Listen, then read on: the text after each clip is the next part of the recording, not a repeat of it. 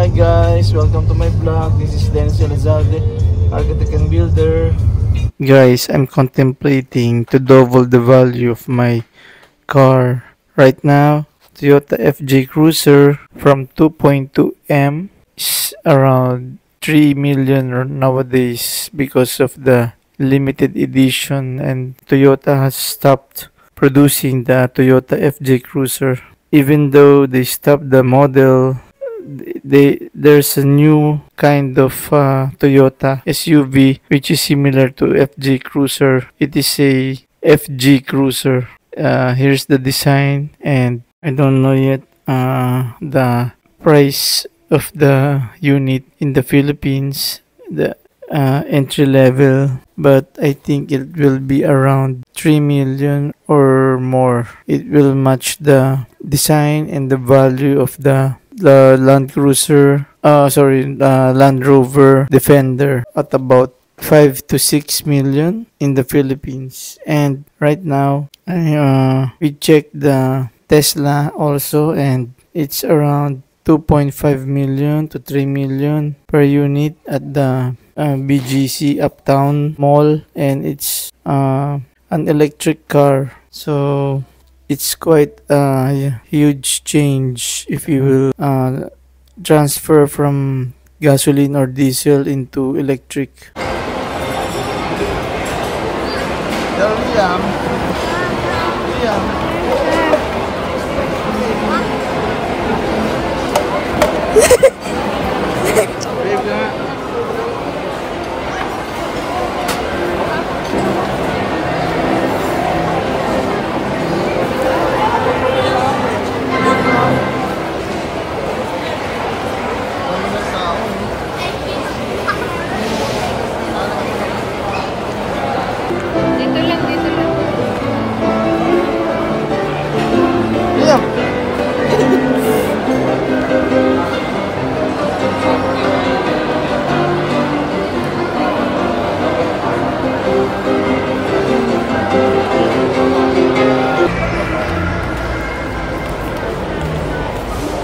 Liam, go there ka in front of the car.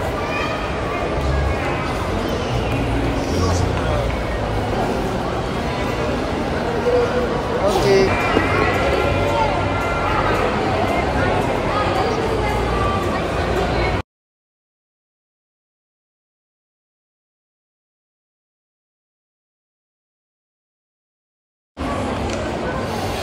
May ganun? 4x4 kaya ito?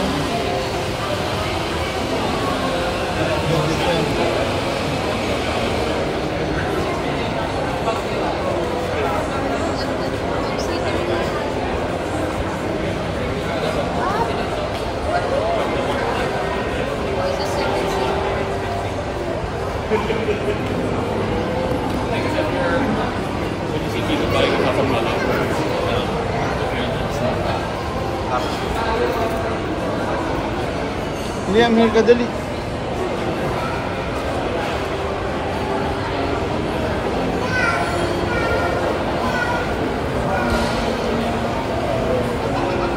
Amin. Guys, Mami, Rolex lang. I'll check out the Rolex. Guys, na-addict na naman ako dito sa Rolex, guys.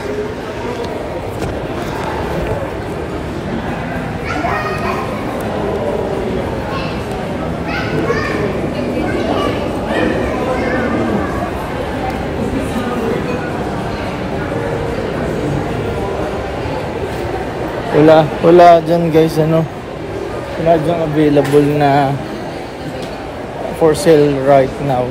You have to wait mga 10 years, at least 2 years to 10 years ang waiting time ng Rolex.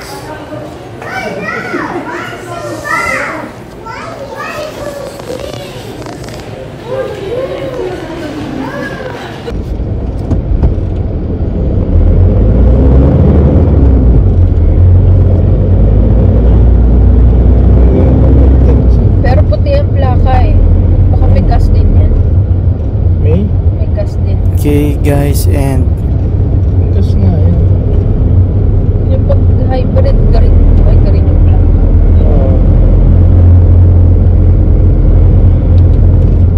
Ganda.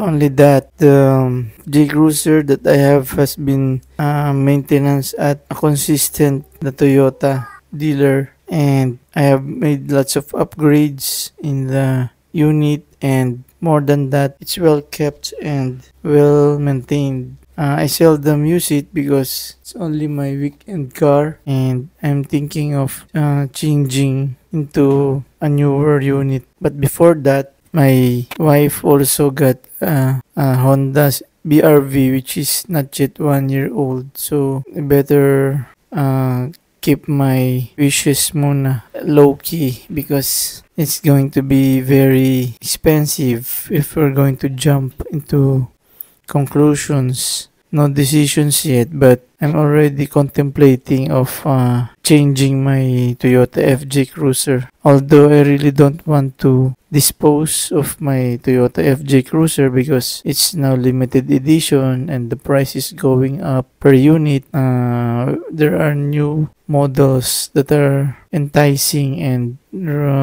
modern, very modern, and up-to-date design and system and mechanisms, and lots of amazing features. So it's really quite a huge change for us. I really want to keep my Toyota FJ Cruiser for another 5 to 10 years, but I think it will be a burden when it passed 10 years already. So better start contemplating now and leave the rest to God for His will.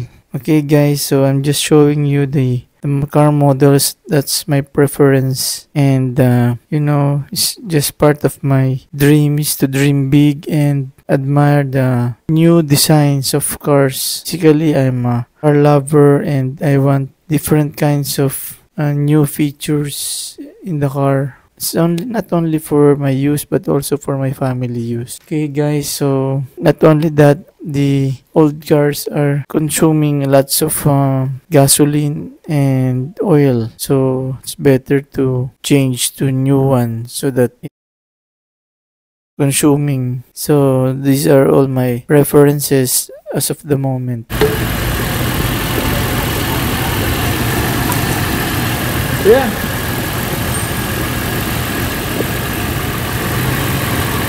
Palagyan lang, pwede palagyan. Ha? Palagyan lang ng tubig. Ano yan? Grabe yan.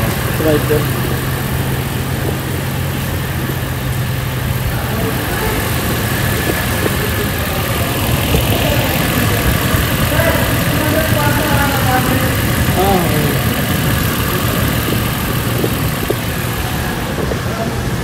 Guys,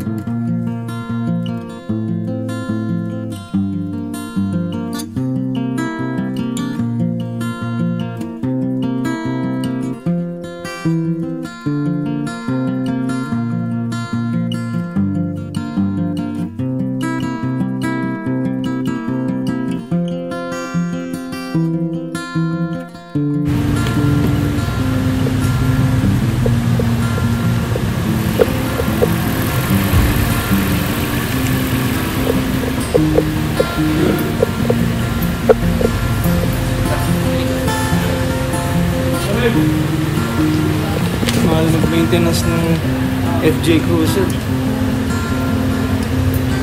Mahal mag-maintenance nito, guys.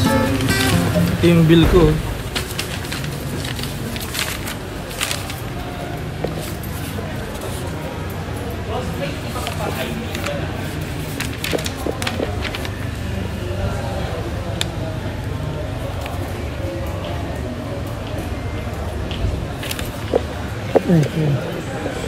Laki ng bill ko, no? Maintenance lang to. Yan talaga, pag meron kang magandang toys for the big boys. Magbabayad na ako.